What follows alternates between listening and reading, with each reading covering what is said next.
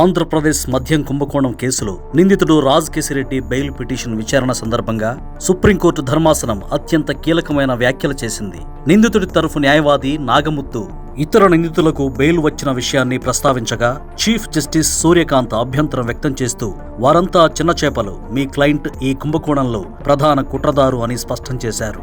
ఈ కుంభకోణం ద్వారా రాజ్ కేశిరెడ్డి 732 కోట్లు ఆర్జించినట్లు ఆరోపణలు ఉన్నాయని, అక్రమంగా సంపాదించిన ఈ సొమ్మును డొల్ల కంపెనీల ద్వారా మళ్లించారని కోర్టు పేర్కొంది. 9 నెలలు జైలు శిక్ష ఇంత పెద్ద మొత్తానికి తక్కువని జస్టిస్ బాగ్చి వ్యాఖ్యానించడం ఈ కేసు తీవ్రతను చాటి చెప్పింది. రాజ్ కేశిరెడ్డి చిన్న స్థాయి వ్యక్తి కాదని, అధికారంలో ఉన్నప్పుడు అత్యంత కీలక స్థానంలో ఉండి ఓఎఫ్ఎస్ కేటాయింపులను ప్రభావితం చేస్తూ నెలకు 50 నుంచి 60 కోట్ల వరకు లంచాలు వసూలు చేశారని దర్యాప్తు సంస్థలు గుర్తించాయి.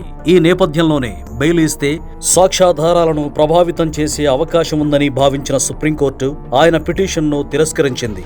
ఈ కుంభకోణం వెనుక పక్కా ప్రణాళికతో కూడిన వ్యవస్థీకృత దోపిడీ సాగిందని ఆరోపణలు ఉన్నాయి.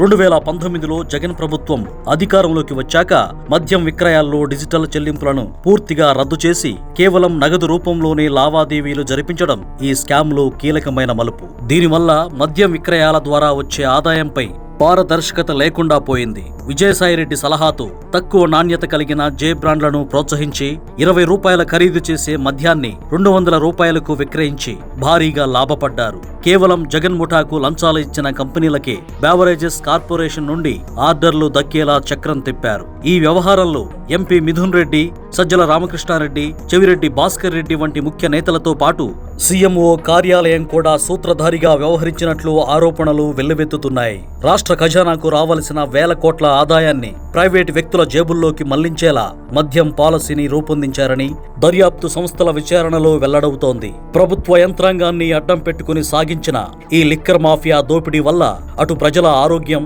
ఇటు రాష్ట్ర ఆర్థిక పరిస్థితి తీవ్రంగా దెబ్బతిన్నాయని రాజకీయ విశ్లేషకులు భావిస్తున్నారు.